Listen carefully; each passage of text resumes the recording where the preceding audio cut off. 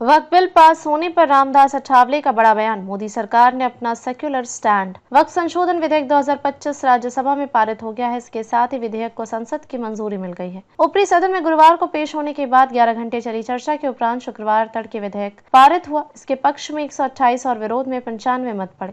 लोकसभा पहले ही इसे मंजूरी दे चुकी थी। राज्यसभा से पास होने के बाद Republican party of India Athawale के अध्यक्ष और केंद्रीय मंत्री रामदास अठावले की प्रतिक्रिया आई है।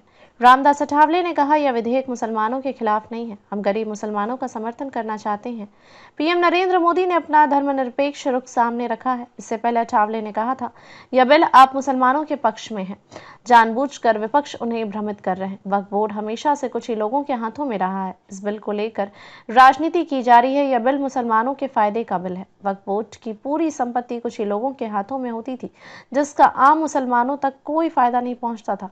किरण रिजिजू ने इस आरोपों को किया खारिज। बता दें कि वक्फ बिल को पारित करने के लिए राज्यसभा की बैठक शुक्रवार रात 2:30 बजे के बाद तक चली। विपक्ष से सभी संशोधन गिर गए। तमिलनाडु से डीएमके सांसद तिरुचि शिवा के एक संशोधन पर मत विभाजन हुआ।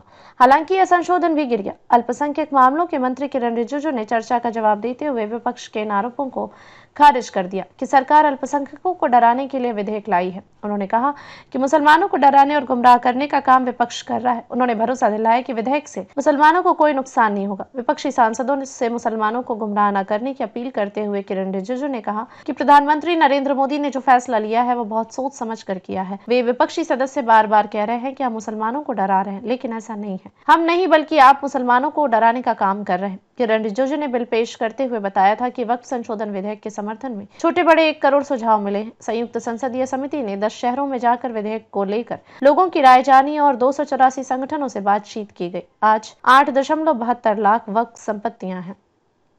बिल पास हो चुका है और राज्यसभा में भी मतलब 128 वोट से मतलब ये बिल पास हो चुका है।